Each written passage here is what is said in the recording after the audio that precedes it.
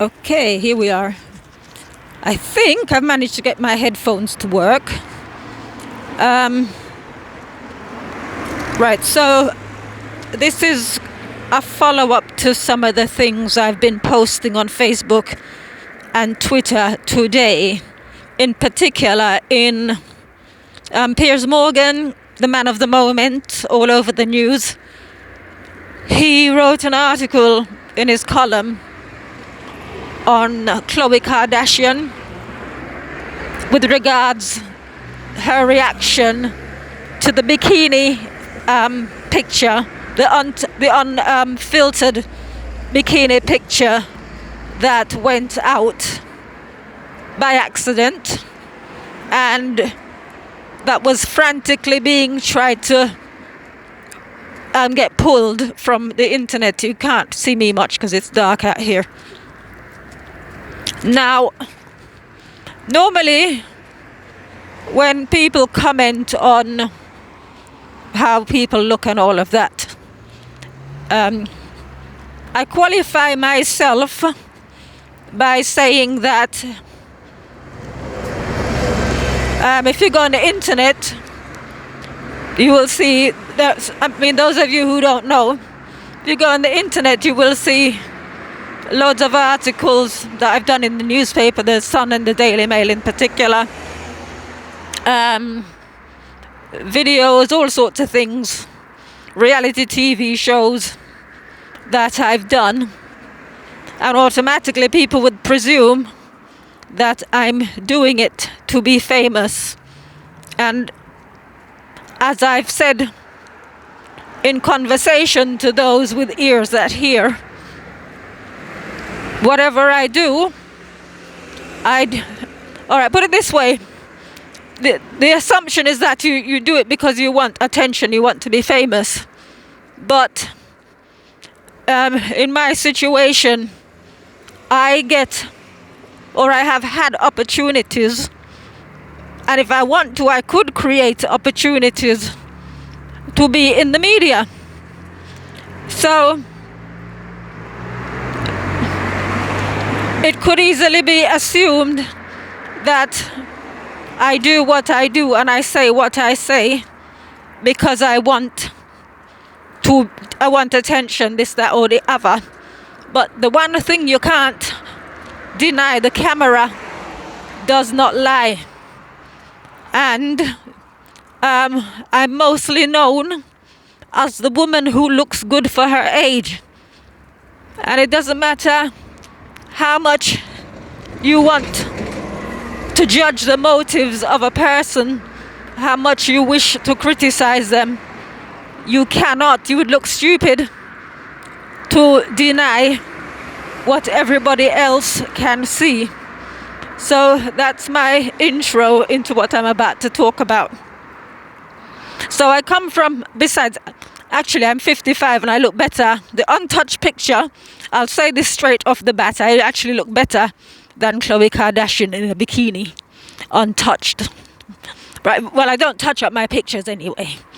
But just to qualify that, I am 20 years older, and I'll get that in, just in case anybody's going to jump in and wanting to be cynical or cast aspersions on my reasons for doing this. So anyway, going back to Piers Morgan, in his column, he was trying to say that, good evening, she was saying Khloe Kardashian should embrace her natural look, blah, blah, blah, and so forth. When we all know in media that the images the celebrities put forward as people to aspire to, or whatever, they all get airbrushed, photoshopped. So it is a bit, I look at it like this. I look at it that this is, I'm not into the Kardashians or into any of these types of people. If I do admire people, it's because they can do something. or they've achieved something worthwhile. So I am no fan. But in saying this, if the media is all about falsifying things, and I speak as somebody who's been in the media, and there's nothing about, I think, apart from one article that went out, and that was in the Sun, and it's actually, those were my actual words. So there's nothing that goes out, and I'm talking from my personal perspective, things about me, there's nothing that's been out there that's true. 100% the facts. I would say more like 15%. But like I said, the pictures don't lie, because that's what I'm known for. And so I'm from my position, I can tell you that, I mean, you should know for yourself anyway, what you see in the media isn't the facts. It is a spin on, not so much a spin, they portray people and things in the way that they want to, in the best way that's going to generate the most interest or drive the most traffic to their publication, whatever the form of media is. So, going back to Miss Khloe Kardashian. So, as far as I'm concerned, she's just cutting out the middleman and doing the photoshopping herself. Hi. Rather than for the media to do it, or whichever magazine or whatever outlet, she's doing it herself. But on the flip side, she's now playing the mental health card. She's now saying that she's under pressure to look good. Now, there's no reason on earth for Khloe Kardashian to be in the public eye. So this is something she's choosing for herself. So she's saying she's always been called the ugly one, the fat one. You go through it, and basically playing the mental health card, like I said. And you see, people don't know why I do what I do, because I don't always come out and say I just do what I do with my future plans in mind. So in other words, when I don't just do things randomly, I have a plan whenever I'm doing what I do. So, for example, I did Super Size versus Super Skinny. It aired February 2008. And, of course, it's supposed reality TV. And you get portrayed in the way that the production wants you to come across. So I had two things going for me. One, I look young. Two, I'm slim. And that's the thing that people tend to want more so now than ever with the vanity industry, because that's what people ask me. Very rarely do people ask me what do I think. They will ask me, how do you manage to look like that? What are your secrets? And my bottom line is, you'd get more out of me if you asked me what I think, as opposed to how do I look, how I look, and why do I look the way that I look. So that's where I'm coming from. I've been doing this thing for a very long time, even before the Kardashians came on the scene. So looking at it from my perspective now, you can go online and see some of the comments that people say to me. You're mad, you're this, you're No wonder you don't have any friends. Nobody knows the situation in my life, but people, complete random strangers, like to make comments. So they will come out and say everything under the sun. And one thing I don't do, I don't challenge people. I will respond, but I don't challenge them. If somebody says to me, I'm mad, you will not get me saying, no, I'm not. I'm not mad. I'll show you that I'm not mad. I don't do things like that because I know in due course they will fall flat on their faces. So, but the thing is, I've made predictions. What I'm saying now, I'm not supposed to be saying at this particular point, but I can see where it's going already. So I may as well. So I've said that the way things are is not the way things are going to be. So in other words, this, you've got the cult of influencers. When it comes down to it, every single one of these people who put themselves in the limelight, when it comes down to it and it all goes south, when it all collapses, they're going to be pleading mental health. If we live in a world where, when something goes wrong and the excuse you're going to give is, it's because of my mental health. It's because, you're just making excuses, basically. If everybody does that, what is the world going to look like? So, one thing you don't get from me is excuses. I've had people try to interpret why I do what I do. If you go on Twitter, you will see I have, I think I've got 26 followers, and I'm following 40 people. If you go on YouTube, I think I've got maybe 52 subscribers. And people look at success as how many, like I think Khloe Kardashian's got, I don't know, into the hundreds of millions of what do you call these people, followers, subscribers, whatever. Got all of these people and nothing to offer them. And people would say, and what have you got to offer people? Hi. Well, in due course you'll find out. Right, so that is pretty much, I haven't sort of like gone into it full tilt, but it's just, I just wanted to point out a few things. So basically, when people get caught out, they plead mental health. This is something that is very common now. And for me, the way, looking from the outside in, if you've embarked on something, and I'll give you 2 examples. When I did Super Size versus Super Skinny, up until the very last moment, I was thinking, am I supposed to do this? Is this the right thing to do?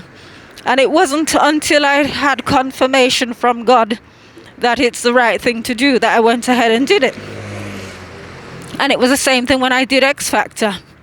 And again, people would say, oh, you do these things because you want to be famous. No. You need to have a backstory. All right, so what I said to the producer when he invited me to participate in X Factor, I had a conversation with him. And I said, the reason why you don't get stars, people who come on these reality TV shows and they become stars, is because they don't have star quality. They're not interesting. So, for example, somebody who works in a shoe shop, they go on X Factor and they will say, oh, it's always been my dream to be famous and I just want to make my mother proud. That is not inspiring. You've got to have more about you. But again, I use Meghan Markle as an example. She lacks star quality. So there's a lot of people, just because they're famous, it doesn't mean that they have pulling power. So that was a conversation I had with him anyway. I think he's the head producer of X Factor. We're talking on the phone, and people, like I said, with my few followers, my few subscribers, etc., people think, who does she think she is? What has she ever achieved? Well, first of all, I don't have mental health problems, and you will never hear me appeal to my mental health as an excuse for any of my actions or anything like that. But in saying that, I can say that where we are at the moment, I take myself out of the equation. It's not a good place, and it's not a good time. Bye. I'm not bad. Yeah, how's your sister? 62 pence. Sorry, no. No. I'm in a rush. I need to get somewhere. Take care. Bye, you too. 62 pence. Yeah, right, so basically it's like, so I in response to Piers Morgan, I asked the question, I put it to him about, basically it's all right telling Khloe Kardashian that she should just embrace her natural body, celebrate it, blah, blah, blah, when the media doesn't allow people who would want to do that. So, for example, every time I've done anything in media, for example, like when I did Supersize 2008, and that was a perfect opportunity because people want to know, how do I look, how I look, why do I look the way I look, how I look. And it's not to say that I can't tell them, but the media is not going to relay that back to them. So, for example, they'd rather say things like, and this is completely made up, in the Daily Mail. I'm not knocking them because I know they do what they do, and it's like you got to allow them to do what they do and make the most out of it. So with the Daily Mail, rather than actually putting it out there as to what it is, they've completely fabricated that I stay young by being single and going clubbing, right? So shallow, worldly. Yeah, I do enjoy going dancing and things, but I don't have to go out to dance. I can stay at home and dance, and I get as much satisfaction from that as, I'd rather stay at home and dance to decent music that I enjoy, rather than to go somewhere and there's no energy, the music is crap, and so on. You see, so that's the difference. I don't do things because I need to, if you like, be out and about amongst people. I can make choices, but as I said, in this world, in this society where there's so many people with mental health problems, somebody like me who would be able to provide useful instructions as to how to cope with your own company, whatever it is, they don't want to hear this. So it's a double standard, pushing be kind, mental health matters, blah, blah, blah, and at the same time not wanting to listen to people who are, if you like, living the opposite experience, who have got good mental health and have positive outcomes in their life for the choices that they make. So basically, to wind up, I would just say that this thing going on with Khloe Kardashian and her bikini picture that went out there, it is, well, for me, from where I'm positioned, it is a good observation exercise as to where the society is because immediately, I mean, some of the things she's saying, I had to laugh. So she basically can Photoshop her natural body, and it's her choice, it's her body, and she has the right to look how she wants to look. And I think, how on earth did we get there? Right, so I mean, I've arrived where I'm going, so I'll just be quick here. But my bottom line here is, I mean, there's stuff all over the internet that I've been, like I said, there's a book, there's reality TV on YouTube, I've got so many things, newspaper articles, etc. And it's all about how I look. And nobody is keen to ask me what I think. And the bottom line is, if somebody did, at some point, when this thing goes belly up anyway, at some point, people will be interested to know, how do you do it? I mean, people do ask me that on a one-to-one level or in group situations when we're talking, but you would never get that in the media because that's not what they're selling right now. But it's going to go belly up. As I've said, I weren't meant to even touch on anything about this type of thing, the vanity industry, if you like. I wasn't going to touch that until such a time as it went belly up. But I think my main point really was the fact that at the moment Piers Morgan is like the biggest voice in British media, and a small thing. If I challenge him on a small thing, he wouldn't have an answer for me. And it's just, it doesn't. All right, so basically my bottom line to finish is, it doesn't matter how high you're flying. When it comes down to it, it's about the little things. Like, because people don't always think ahead to the next point. They just float on through life, getting everything that they want or that they think they want. And then they get to a point. It's a bit like you have food storage and you've got loads of cans. And this is a true story because it happened to someone where he had to rely on his food storage. And he couldn't get at it because he had loads of tins, but he didn't have a tin opener. So it's basically to think about everything.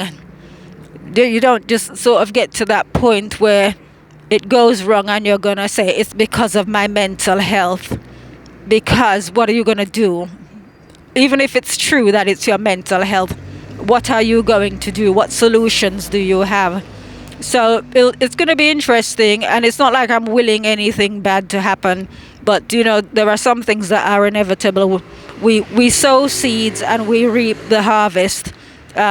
Whatever actions we do, whatever course we set out on, we're going to meet with the consequences. We're going to meet with our destiny, and it's just interesting. Look, like I said, from my position, I'm looking at what's going on, and I can predict the consequences. I know what's coming, and in due course I will revive this video. Anyway, guys, take care and have a good night. Bye bye.